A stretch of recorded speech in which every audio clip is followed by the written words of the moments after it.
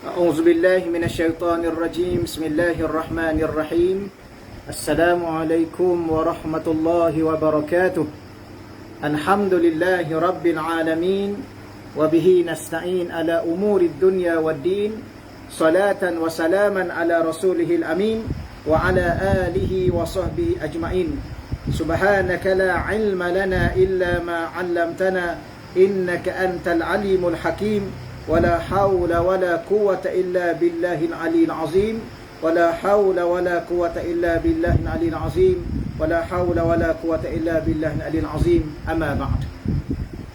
Yang pertama yang saya hormati dan saya muliakan pengurusi Surah An-Nur Bandar Puteri Kelang, tuan-tuan imam, seluruh ahli jawatan kuasa dan seterusnya yang dihormati lagi dimuliakan, tuan-tuan dan puan-puan, para jemaah surau yang dirahmati Allah Subhanahu wa taala sekalian. Alhamdulillah, pada malam yang penuh dengan keberkatan ini, kita masih lagi berada dalam hari-hari tasyrik, dan kita juga berada pada malam Jumaat. Semoga apa yang sedang kita lalui ini sentiasa di dalam rahmat Allah, sentiasa di dalam keradaan Allah. Dan yang paling penting sekali, Allah Subhanahu wa taala mengampunkan dosa-dosa yang terlalu banyak yang telah kita lakukan kepada Allah Subhanahu wa taala ataupun kepada makhluk Allah Subhanahu wa taala.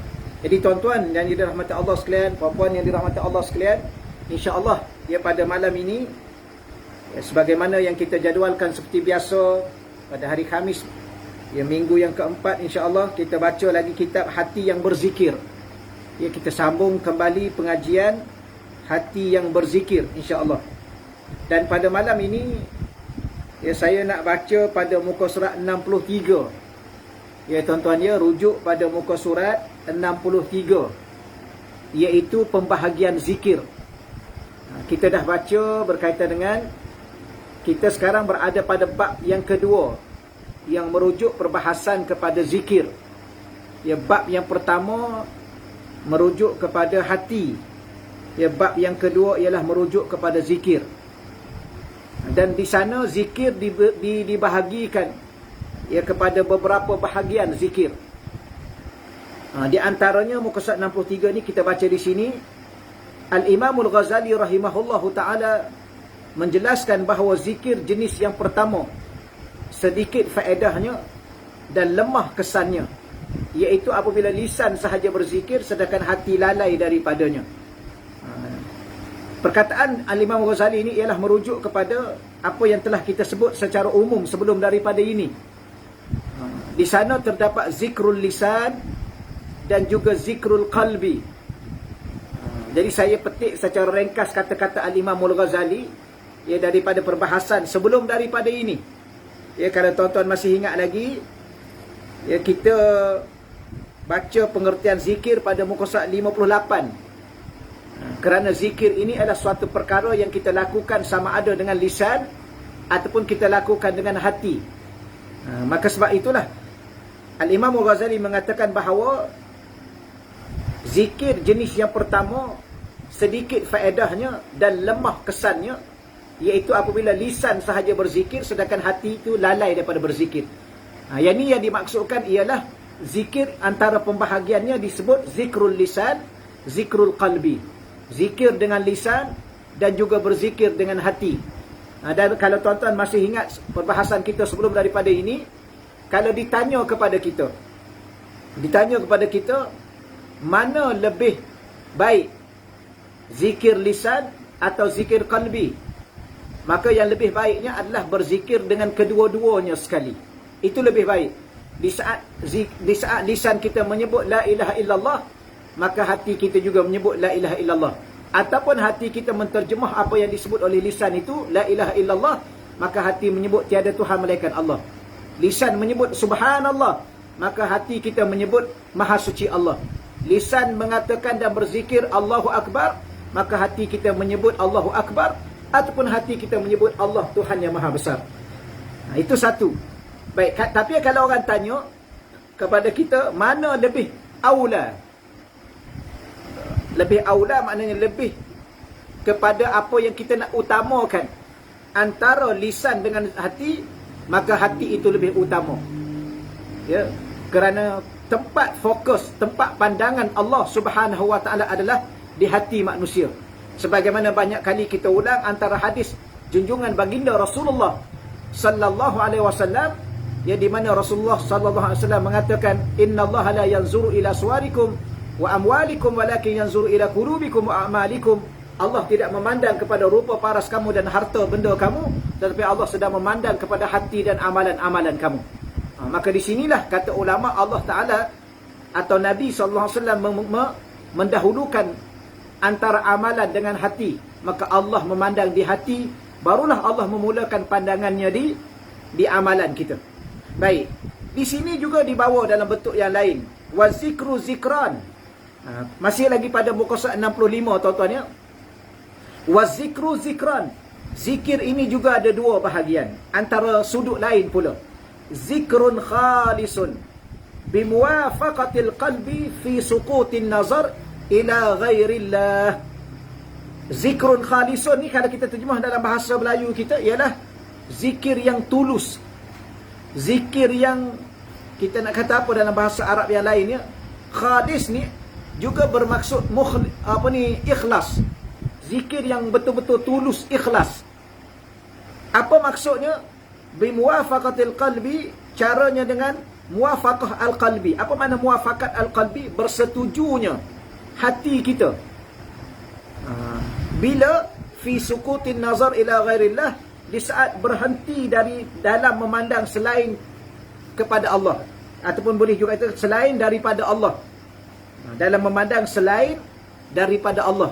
Kalau tuan-tuan ada buku tu boleh tukar jugalah perkataan selain kepada Allah tu selain daripada Allah. Baik. Bila mana kita berbicara berkaitan dengan zikir hati tadi, maka zikir hati tadi dibahagikan pula kepada dua. Pertama zikrun khalis, yang kedua ialah zikrun safun.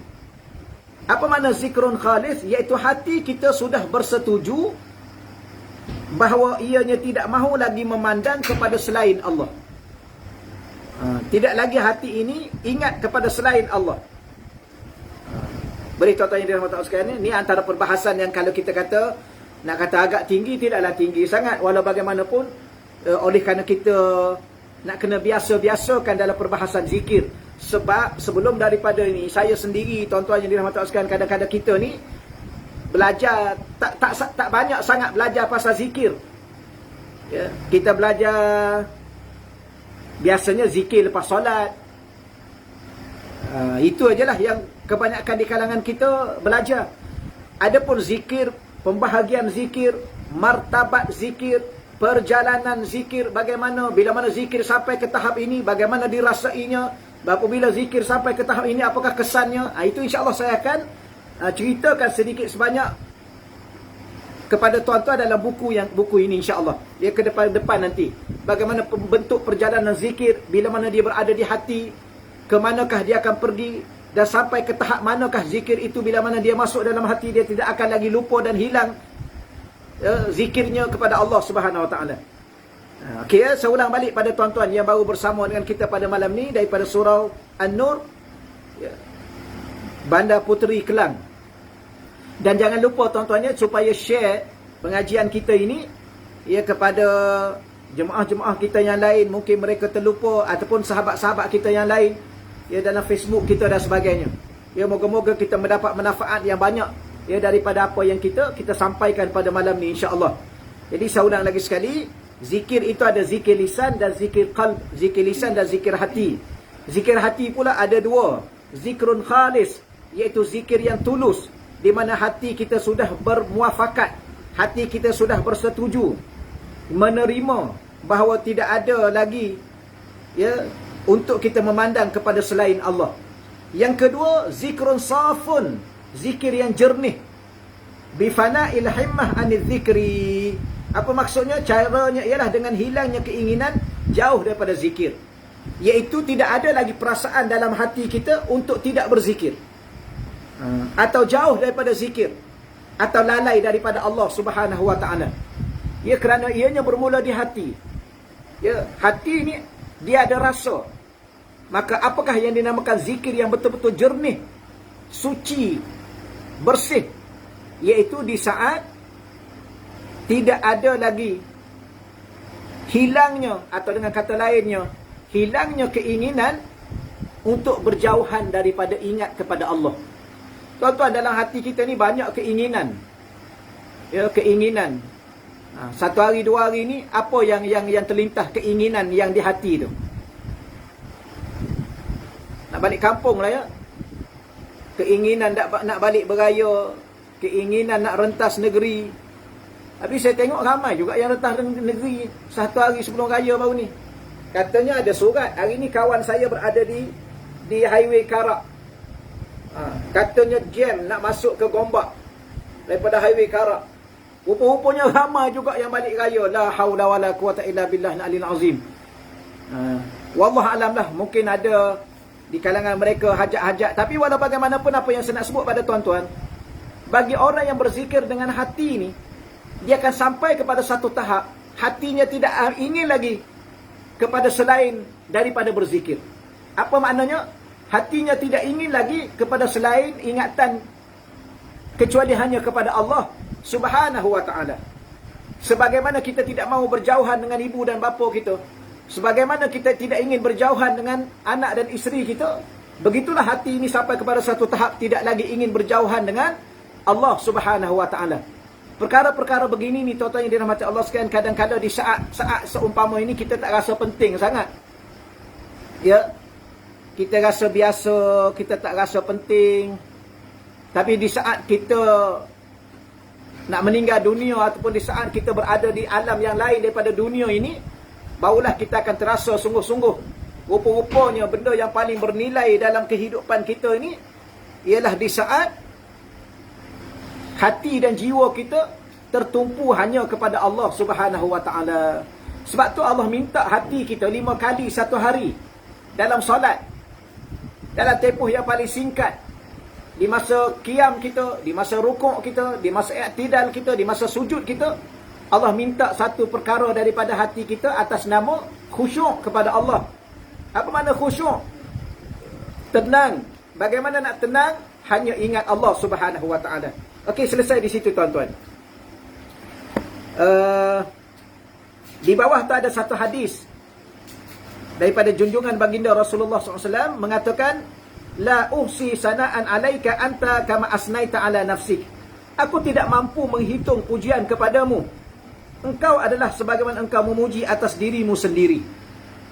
Saya bawa benda begini ni tuan-tuan sekalian. Ni ringkas-ringkas ni. Ya, serengkah mungkin saya tulis dalam buku ni. Untuk menyatakan kepada tuan-tuan sebenarnya, kalau kita lakukan apa sahaja sekalipun, hatta 24 jam lisan dan hati kita berzikir pada Allah, atau seluruh jiwa kita serah kepada Allah tanpa ingat kepada selain Allah sedikit pun, itu pun tidak mampu lagi untuk memuji Allah. Itu pun tidak mampu lagi untuk memenuhi hak Allah. Itulah yang dikatakan oleh para alim ulama, di antara perkara yang paling penting kepada kita ialah zikir hati. Kenapa? Kerana hati ni dia tidak ada waktunya untuk dia makan dan minum.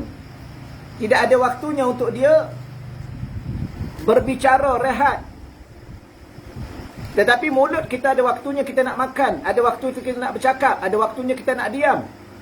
Maka sebab itulah antara zikir yang paling utama ialah zikrul qalbi, zikir hati. Okey, selesai di situ tuan-tuan. Muka surat 64. Ya, muka surat 64. Muka surat 64 ni, di sana terdapat pandangan para ulama lain. Antaranya Imam Habib Abdullah Haddad yang mengatakan pembahagian zikir dari sudut umum dan khusus. Ada juga zikir dibahagikan kepada zikir umum dan zikir khusus. Apa makna zikir umum? Semua ibadah yang dilakukan oleh seseorang hamba seperti solat, membaca Al-Quran, istighfar, berselawat, berdoa dan sebagainya, itu dinamakan zikir. Tapi zikirnya zikir umum. Contoh, saya bawa satu ayat Quran yang saya yakin tuan-tuan pun dah baca, dah faham dah. Ada satu ayat Quran, Allah menyebut dalam surah Taha, aqimis salata li zikri, aqimis salata hendaklah engkau dirikan solat. Tujuan apa solat itu? Lidzikri, supaya kamu berzikir kepadaku. Di sinilah ulama mengatakan, khususnya Imam Habib Allah Haddad, iaitu sembahyang itu pun adalah zikir. Ya, sembahyang itu juga dikira zikir. Al-Quran pun dikira zikir, tapi zikir umum. Ya, kerana Al-Quran itu dinamakan az-zikru. Inna nahnu nazzalna zikra wa inna lahu lahafizun. Maka Al-Quran itu juga dinamakan az-zikr, iaitu zikir. Baik, yang kedua zikir khusus. Zikir khusus ialah sebagaimana yang tuan-tuan sedia maklum, iaitu kalimah-kalimah zikir yang khusus seperti subhanallah, alhamdulillah, Allahu akbar. Ada juga ulama membahagikan zikir dari sudut lain, iaitu zikir hasanat dan zikir kurubat atau darajat. Ni juga antara lain. Jadi tadi tuan-tuan boleh faham dah insya-Allah. Yang pertama zikir lisan atau zikir qalbi. Zikir qalbi itu pula dibahagikan pada dua, zikir tulus, zikir khalis dengan zikir safun. Itu okey, selesai. Juga ulama kata ada zikir umum, ada zikir khusus. Maka ada pandangan lain lagi membahagikan zikir. Ada yang dinamakan zikrul hasanat ataupun zikrul darajat ataupun zikrul kurubat. Boleh ya? Cuba lihat muka surat 64 tuan-tuan. Perkara ini dinyatakan oleh Al-Arif Billah Sidi Abdul Aziz Ad-Darain. Yang pertama beliau mengatakan zikir hasanat. Apa makna zikir hasanat? Iaitu zikir kebaikan. Hasanat itu kebaikan-kebaikan. Iaitu sesiapa yang berzikir hanya dengan lisan sahaja, dia akan mendapat ganjaran pahala dan kebaikan. Yang ini seolah-olah ya, Imam Al-Arif Billah ni, Sayyidi Abdul Aziz ni, beliau menghuraikan apa yang disebut oleh Imam Ghazali tadi. Zikir lisan. Dan zikir lisan ni boleh juga disebut zikir hasanat. Nama lain kepada zikrul lisan ialah zikrul hasanat. Apa maknanya? Iaitu apabila seseorang itu hanya berzikir dengan lisannya sahaja, tidak dituruti oleh hatinya, maka dia akan mendapat kebaikan. Kebaikan di sini salah satu maknanya ialah pahala-pahala, ganjaran-ganjaran yang diberikan oleh Allah Subhanahu wa taala. Ada satu lagi, pembahagian yang kedua daripada sini, zikru kurubat. Apa makna kurubat? Zikir yang akan mendekatkan dia kepada Allah. Ataupun nama yang kedua bagi zikir kurubat, zikrud darajat, iaitu zikir yang akan mengangkat darajat, ya, kedudukan seseorang di sisi Allah Subhanahu wa taala. Jadi saya ulang lagi sekali di sini. Ialah zikir dengan hati yang mendekatkan diri kepada Allah Subhanahu wa taala, juga yang mengangkat kedudukan seseorang di sisi Allah Subhanahu wa taala. Tuan-tuan muslimin muslimat yang dirahmati Allah Subhanahu wa taala sekalian, di antara perkara yang kita kena fahamlah, dan kefahaman kita tu kalau boleh sedikit mendalam, iaitu hati kita ni, atau kadang-kadang Imam Ghazali menyebutnya sebagai roh. Ya. Ulama kata kita manusia ni ada dua saja. Pertama jasad, yang kedua roh. Dengan sebab adanya roh, ada hati. Sebab adanya roh, adanya akal. Apabila adanya roh, adanya nafsu. Maka sebab tu setengah mengatakan manusia ni ada 5. Ya, waalaikumsalam warahmatullahi wabarakatuh. Ya, alhamdulillah. Ya, saya ulang lagi sekali ya, tuan-tuan yang dirahmati Allah sekalian. Sebenarnya manusia ni 2 saja unsur dia. Unsur zahir, unsur batin. Unsur zahir, jasad. Unsur batin, roh. Setelah ada roh, ada hati. Ada roh, ada akal. Ada roh, ada nafsu. Kalau dah hilang roh, tercabut daripada jasad, namanya mati, maka orang tidak ada lagi perasaan yang melalui terbit daripada hati. Orang tidak akan ada lagi faham yang terbit daripada akal. Orang tidak ada lagi kemahuan yang terbit daripada nafsu. Makan dan minum pun tak nak dah. Ya, apa saja pun dia tidak mahu dah. Orang cakap apa pada dia pun dia tak ada rasa dah. Kerana rohnya telah tercabut. Baik. Di saat kita berbicara tentang zikir, maka zikir ni Apabila dia merujuk kepada hati, maka hati ini di saat kita berzikir, dia akan menjadi kurubat, dia akan menjadi rasa semakin dekat dengan Allah. Bahkan bukan setakat dia menjadi kurubat, dia menjadi darajat, dia mengangkat kerohanian kita. Ya, semakin tinggi kerohanian kita kepada Allah Subhanahu wa taala. Apa maksud kerohanian kita semakin tinggi? Iaitu roh kita semakin mengenal Allah. Sebenarnya roh yang dicipta oleh Allah Taala ke dalam diri kita ni adalah salah satu tujuannya ingin mengenal Allah, berinteraksi kepada Allah, berhubung kepada Allah. Tetapi di saat roh itu berada di dalam jasad, maka ia terbelenggu dengan nafsu, ia terbelenggu dengan akal, dia terbelenggu dengan perasaan yang tidak sepatutnya ada setengah manusia ni rasa. Sepatutnya rasa hatinya hanya kepada Allah. Sebab tu iman dia letak di hati, iaitu rasa percaya. Takwa hanya kepada Allah. Sebab tu takwa di hati, rasa takut. Harap di hati, kerana hati itu pengharapan kepada Allah. Allah sebagai tempat bergantung. Tetapi di saat manusianya, hatinya lalai, apabila hati seorang manusia itu lalai, maka hilang segala-gala perasaan itu. Akhirnya perasaan itu dicondongkan kepada selain Allah, kepada makhluk. Hanya tumpu kepada makhluk. Maka akhir sekali dalam salat pun, dia lupa Allah. Masa baca Quran pun, dia lupa Allah. Masa berdoa pun, dia lupa Allah. Akhir sekali kerohanian dia makin menurun, makin rendah. Nilai kemanusiaan dia pun semakin hilang. Maka sebab tu di sana ada zikrul qalbi, zikir hati. Dan zikir hati itu disebut zikrul kurubat, dengan tujuan mendekatkan hati dan jiwa dia kepada Allah. Zikrul darajat, untuk mengangkat kembali rohnya. Roh ni dia unsur atas, jasad dia unsur bawah. Ya, sebab tu jasad di saat tercabutnya roh daripada jasad, jasad kembali balik ke tanah. Tapi roh diangkat oleh Allah ke mana? Dibawa oleh malaikat. Kalau roh itu roh yang baik, terutamanya roh yang soleh dan solehah, maka dia dibawa ke Illiyin. Itu ditempatkan roh. Apa makna Illiyin? Iaitu tempat-tempat yang Allah letak ketinggian, kemuliaan, ia kepada roh orang-orang yang soleh. Ya, benda-benda begini ni tuan-tuan sekalian, saya ulang lagi sekali. Kadang-kadang kita tak rasa penting buat masa apa yang ada ni. Ya, macam dunia sekarang ni lah. Ya, dulu kita rasa biasa saja. Rasa biasa, tak ada masalah apa-apa. Sekarang bila mana Allah uji kita dengan pandemik ni, dah dekat 2 tahun dah ni. Apa kita rasa sekarang ni? Rasa yang paling penting ialah rasa ingin bertaubat kepada Allah. Rasa ingin mendapat pertolongan Allah. Baru kita tahu sebenarnya siapa yang mampu membantu kita dalam situasi apa yang ada hari ni.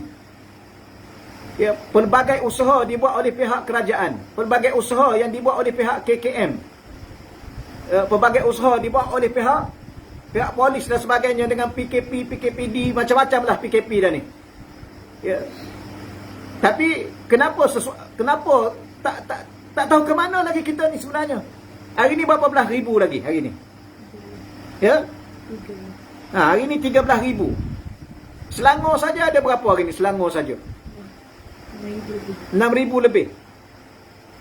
Macam mana tuan-tuan? Kemana kita ni sebenarnya? Bila akan berakhirnya situasi yang kita sedang lalui ini? Akhir sekali akan tercetus. Bagi orang yang berinteraksi dengan Allah, sentiasa berhubung dengan Allah, orang itu akan diberi faham oleh Allah. Sekarang ni hanya Allah saja yang boleh bantu kita.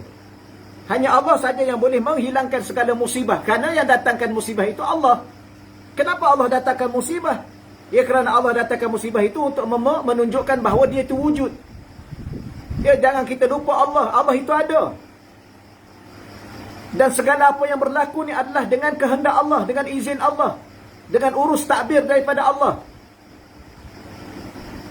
Dan dengan apa yang berlaku ini hanya Allah saja yang boleh melindungi kita. Ya. Tidak ada lagi orang yang boleh melindungi kita. Tapi kalau hidup dalam keadaan lupa Allah, hati tak kemana dengan Allah, maka di saat susah baru mencari Allah. Perkara-perkara begini mengaibkan bagi seorang yang mengaku beriman kepada Allah Subhanahu wa ta'ala. Okey, selesai di situ tuan-tuan yang dirahmati Allah sekalian. Dia kuliah online ni kadang-kadang dia tak boleh berat sangat ya. Baik, saya nak berhenti dalam 1 minit. Ada soalan tak? Kalau nak ada soalan, sila tulis di ruangan komen tu kalau tuan-tuan ada soalan. Sebab tajuk yang saya bahas pada malam ni, okey, di situ dah habis dah dulu. Walaupun panjang lagi perbahasannya, ya. Pembahagian zikir ni banyak. Ada ulama bahagi zikir secara individu, zikir secara berjemaah. Ada juga. Ni orang duk sibuk. Boleh ke Ustaz zikir secara berjemaah? Ialah yang kita duk zikir kat rumah, kat masjid sebelum daripada ni, kat surau. Kita ikut imam, itu zikir berjemaah. Boleh ke? Boleh. Ya, Rasulullah pun berada pada berlaku pada zaman Rasulullah. Zikir secara lisan, zikir secara hati. Zikir secara individu, zikir secara berjemaah. Bahkan dikatakan juga ada zikir secara sir, secara jahar. Boleh kita berzikir secara kuat? Boleh. Boleh tak kita berzikir secara perlahan? Boleh. Itu antara pembahagian zikir. Cuma kalau orang tanya kita, kalau saya zikir kat masjid Ustaz, kalau saya zikir kat surau, saya nak zikir kuat, boleh tak boleh? Boleh dengan syarat. Ya, boleh dengan syarat. Pertama, jangan ganggu kalau ada orang yang sedang solat. Sebab tu imam-imam ni dia kena ingat, bila mana dia bagi salam, Assalamualaikum warahmatullahi, ke kanan dan ke kiri, maka salah satunya dia disunatkan imam itu menghadap ke depan, ke makmum, ataupun dia menghadap ke kanan. Tetapi dia kena perhati, ada tak makmum yang sedang solat? Kalau masih ada makmum yang sedang solat, iaitu makmum yang masbuk, ni dalam situasi normal lah sekarang ni, apa taklah ramai sangat yang dapat ke surau, maka imam tu nak kena perlahankan zikirnya. Kerana zikir kuat itu dengan syarat tidak mengganggu orang yang sedang solat. Yang kedua, tidak mengganggu orang yang sedang baca Quran. Ya, tidak mengganggu orang yang sedang membaca Al-Quran. Kalau kita zikir, tengok-tengok ada orang baca Quran, kita kena perlahankan sikit zikir kita. Jangan sampai mengganggu orang yang baca Al-Quran. Okey. Yang ketiga, jangan sampai mengganggu orang yang sedang tidur. Kita tengok-tengok ada dalam surau, ada orang sedang tidur. Kita nak berzikir, maka jangan kuatkan zikir kita. Ya, jangan sampai terganggu tidur dia. Jangan cakap pula, baik kita zikir kuat Ustaz, supaya dia bangun daripada tidur dia. Siapa suruh tidur dalam surau? Tak boleh tuan-tuan sekalian. Mungkin dia musafir, dia penat, dia bekerja, berhenti sembahyang sekejap, tertidur. Kita pergi solat zuhur contohnya. Kita pergi solat zuhur, ataupun dia datang rehat-rehat sekejap, dia tertidur kerana kepenatan. Kita pun nak zikir, maka pada waktu tidak diharuskan untuk kita kuatkan zikir kita, kerana dia mengganggu orang tidur. Okey, baik, selesai di situ insya-Allah. Kalau tak ada soalan, kita terus pada muka surat 65. Ya, muka surat 65. Perjalanan zikir hati. Okey, perjalanan zikir hati. Tuan-tuan dan puan-puan, bila mana kita mula mendidik atau mula berusaha supaya hati kita sentiasa ingat Allah, tapi dia ada cara dan kaedahnya. Bagaimana supaya kita dapat hati kita ini sentiasa ingat Allah? Maka di sana berkata Al-Imamul Ghazali, Hujjatul Islam Al-Imamul Ghazali rahimahullahu ta'ala, dari sudut membuat gambaran bagaimana bentuk perjalanan zikir, maka beliau mengatakan zikir terbahagi kepada 4 bahagian. 4 bahagian ni, nanti orang tanya, tadi kenapa 2? Yang ni dia merujuk kepada perjalanan satu tahap demi satu tahap, sehingga dia akan masuk ke lubuk hati kita. Ini yang kita nak ni tuan-tuan yang dirahmati Allah sekalian, ya. Sebab tak ada orang tanya kita, Ustaz, saya ni dalam solat kejap khusyuk, kejap tak khusyuk, kejap ingat Allah, kejap lupa Allah, macam mana ya? Maka akhir sekali ditanya soalan, macam mana saya nak khusyuk? Maka jawapannya ialah kerana khusyuk itu dia belum menembusi hati dalam seseorang manusia itu. Dia masih berlegar di hati luar. Hati luar namanya al-qalbu. Apa makna al-qalbu? Sesuatu yang tidak tetap, yang sentiasa berbolak-balik. Itu qalbu. Sebab tu kita diminta dalam tahiyat akhir, ya, sebelum kita bagi salam, kita baca satu doa, Allahumma ya muqallibal qulub. Allahumma, ya Allah, ya muqallibal qulub, wahai Tuhan yang membalik-balikkan hati, sabbit qulubana, tetapkanlah hati kami. Kenapa Nabi mengajar doa supaya ditetapkan hati? Kerana sememangnya sifat hati itu dia sentiasa berbolak-balik. Jadi hati yang mana yang tetap? Dia akan menembusi qalbu. Perkataan dalam bahasa Arab qalbu itu, dia ada dalam tu lagi. Namanya fuad. Namanya, ingat tak ayat Quran yang kita baca? Surah Al-Isra pun ada. Antara ayat yang kita baca, kalau tuan-tuan masih ingat, ya, Allah Ta'ala mengatakan, Inna sam'a wal basara wal fuada kullu zalika kana anhu mas'ula. Inna sam'a, pendengaran, wal basara, penglihatan, wal fuad. Fuad ni ialah, kata ulama tafsir, benda yang menjadi lubuk hati. Ya, lubuk hati. Itu pun bukan lubuk yang dalam lagi. Ya, kerana lubuk yang dalam lagi namanya sir. Nanti ke depan, nanti saya senaraikan satu-satu kepada tuan-tuan dan puan-puan. Ya, kalau tuan-tuan nak tengok awal-awal muka surat 69 tu. InsyaAllah kita bincang nanti. Baik. Jadi itulah jawapan dia. Maka di sini kita nak belajar tentang di saat kita sudah mencapai satu tahap zikrul qalbi, zikir dalam hati, dan hati ini bagaimana nak bawa ke hati itu dulu daripada zikir, maka Imam Ghazali membahagikan ada 4 tahap. Ya, 4 tahap. Baik, yang pertama zikir dengan lisan sahaja. Ini cara kaedah ni tuan-tuan ya, kaedah amali, kaedah praktikal. Ya, kalau orang tanya ustaz, macam mana saya nak khusyuk dalam solat? Ini kaedah dia. Kerana ulama mengatakan khusyuk tu tenang. Dan tenang hanya ada satu saja, iaitu ingat Allah. Macam mana? Ingat Allah secara berterusan. Bagaimana nak ingat Allah secara berterusan? Itu soalan dia. Bagaimana nak ingat Allah secara berterusan? Maka jawapannya ialah dengan memastikan zikir daripada lisan turun ke hati dan masuk ke lubuk hati. Sehingga dia masuk lagi ke dalam hati yang begitu dalam, sehingga dia tidak akan lagi hilang daripada ingatan kepada Allah Subhanahu wa taala. Boleh ya? Maka pertama zikir dengan lisan. Latih dulu dengan lisan. Subhanallah, subhanallah, subhanallah, la ilaha illallah, la ilaha illallah, la ilaha illallah, la ilaha illallah, la ilaha illallah. Biar dah lekat di lisan. Kemudian yang kedua, kaedah amali praktikal yang kedua, zikir dengan hati berserta lisan secara paksa. Yang kedua, kita zikir dengan lisan, hati kita ikut. Zikir dengan hati berserta lisan. Kemudian paksa hati kita supaya ikut lisan tadi. La ilaha illallah, la ilaha illallah, la ilaha. Paksa hati kita supaya dia ikut. Ya. Dan ada waktu-waktu tuan-tuan dan puan-puan cuba tutup mulut sekejap, jangan zikir. Nak tengok pada waktu itu ada tak ada hati kita ni berzikir tak tadi? Kita kata la ilaha illallah, la ilaha illallah, la ilaha illallah. Hati kita ikut tak?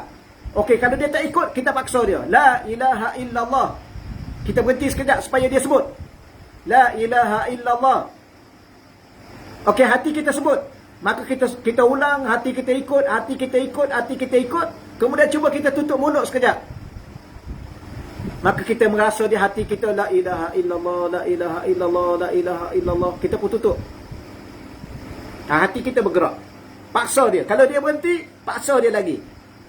Kalau dia tak boleh sebut, mulut dulu sebut, lisan dulu sebut, supaya hati kita sebut juga. Yang ketiga, zikir dengan hati dibantu dengan lisan tanpa paksa. Kemudian kita mula dengan hati kita. Kita zikir dalam hati kita. La ilaha illallah, la ilaha illallah, la ilaha illallah. Tapi mulut kita diam. Kalau hati kita berhenti, sebut la ilaha illallah. La ilaha. Kalau hati kita berhenti, kita sebut la ilaha illallah, la ilaha. Dia ikut.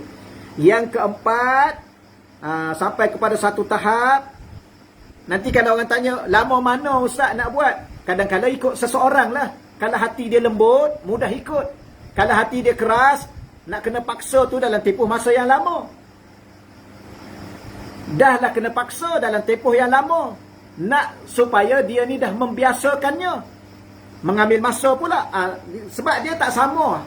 Hati seseorang kadang-kadang hati dia dah lembut. Hati dia dah hidup. Hati dia cepat terkesan. Ada orang hati dia keras. Bahkan lebih parah lagi kalau hati dia mati. Susah nak memberi kesan. Sampai yang keempat, praktikal yang keempat, menguasai zikir dalam hati dan menumpukannya sampai ke tahap di saat kita bercakap, kita makan, kita sembang, kita ketawa, hati kita la ilaha illallah, la ilaha illallah, la ilaha illallah. Ya. Hati kita dah sebut dah. Dan dah menguasai hati kita. Ya.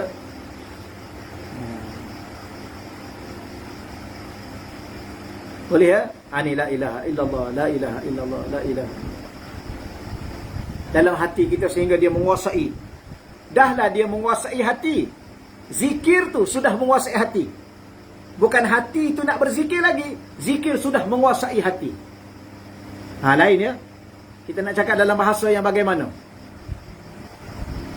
Macam orang bercinta lah tuan-tuan dan puan-puan. Orang bercinta ni mula-mula dia yang bawa cinta ke dalam hati dia. Atau dia yang mencintai seseorang. Dia panggil jatuh cinta ke apa? Itu bahasa-bahasa macam-macam. Jatuh cinta. Lama-lama perasaan cinta itu sudah menguasai dirinya. Itu yang timbul istilah. Bila mana dia cinta, perasaan cinta itu menguasai dirinya, maka dia berbicara pun bicara cinta. Dia memandang pun dengan pandangan cinta. Dia mendengar pun dengan pendengaran cinta. Bahkan dia melangkah pun melangkah dengan rasa cinta. Itu yang dikatakan lautan api sanggup direnangi itu. Kenapa? Dia tak kira api ke apa, tak kira apa. Lautan api pun. Mana ada lautan api? Neraka ada lah. Tapi bertapa orang bercinta ni, oleh kerana sudah dikuasai oleh perasaan cintanya tadi, akhir sekali dia tak kira dia melangkah dalam lautan api. Akhir sekali mulut dia berbicara. Apa? Berbulan madu di atas pelangi. Wah, ini bahasa-bahasa cinta. Akhir sekali mata dia apa? Mata yang sudah dikuasai oleh cinta. Akhir sekali dia nampak apa? Dia nampak semua kekasih dia. Dia pandang langit, aku nampak wajahmu. Di saat aku memandang ke gunung dan ganang, terpahat, apa? Terukir, macam-macam. Ni dunia ni. Apabila perasaan cinta. Begitulah hakikat ibarat perumpamaan di saat hati manusia dikuasai oleh zikir kepada Allah Subhanahu wa ta'ala. Mula-mula dengan lisan, kemudian zikir dengan hati, diikuti dengan lisan, paksa hati itu supaya mengikut lisan. Kemudian zikir dengan hati, yang ketiganya dibantu dengan lisan tetapi tidak lagi secara paksa. Dia boleh ikut dengan sendirinya, dia nak dengan sendirinya. Tahap yang keempat, la ilaha illallah itu, ia sudah menguasai hatinya. Dan di saat itulah kalau dia angkat takbir berapa rakaat sekalipun, dia tidak akan pernah lalai daripada Allah Subhanahu wa ta'ala. Okey tuan-tuan sekalian ya. Cukuplah setakat ni dahulu. Lebih kurang 45 minit kuliah online. Ada soalan tak ni? Kalau ada soalan, silakan. Doakan kami Ustaz agar kami dapat melepasi keempat-empat tahap zikir tersebut. InsyaAllah. Ya, insyaAllah. Semoga kita sama-sama berdoa. Ya, sama-sama berdoa kepada Allah Ta'ala. Itu antara doa yang paling makbul. Kita doa kepada saudara se-Islam dengan kita. Saudara se-Islam doa kepada kita. Saya doa pada tuan-tuan dan puan-puan. Tuan-tuan dan puan-puan doa juga kepada saya. Moga-moga kita mencapai ke tahap yang keempat. Tahap pertama, tahap kedua, ketiga dan keempat dengan izin Allah, dengan kehendak Allah, dengan bantuan Allah. Kerana kita adalah insan yang lemah. menginsafi kelemahan kita, kekurangan kita, maka kita memanjatkan doa kepada Allah. Dan jangan lupa kita juga doa kepada orang lain supaya mereka juga mendapat kelebihan sesuatu. Tuan-tuan, di saat kita ingat Allah, Allah ingat kita. Benda yang paling penting dalam hidup kita ada dua tempat supaya Allah tak akan lupa pada kita. Pertama, di saat kita nak sakaratul maut. Yang kedua ialah di saat kita berada di padang mahsyar meniti titian sirat. Itu antara tempat yang terpenting dalam perjalanan hidup kita, untuk kita kembali kepada Allah dengan redha Allah. Dan Allah Ta'ala tempatkan kita dan ibu bapa kita, ahli keluarga kita di dalam syurga Allah Subhanahu Wa Ta'ala. Jadi terima kasih kepada pihak surau An-Nur, ya Bandar Puteri Kelang. InsyaAllah kita akan bertemu lagi pada bulan hadapan, insyaAllah. Semoga Allah lindungi kita, Allah selamatkan ahli keluarga kita, dan mana-mana di kalangan sahabat dan kenalan kita ataupun ada di kalangan ahli keluarga kita yang meninggal dunia dengan sebab pandemik ini, semoga Allah ampunkan dosa mereka, Allah maafkan segala kesalahan mereka, dan Allah masukkan dan tempatkan mereka di tempat syurga Allah, ya di alam barzah, taman-taman syurga, dan di akhirat nanti syurga Allah. Dan kita juga akan menyusuli mereka dengan redha Allah, dengan rahmat Allah, dengan tidak akan pernah lupa kepada Allah SWT. Terima kasih pada pihak surau. Setakat itu dahulu. Assalamualaikum warahmatullahi wabarakatuh.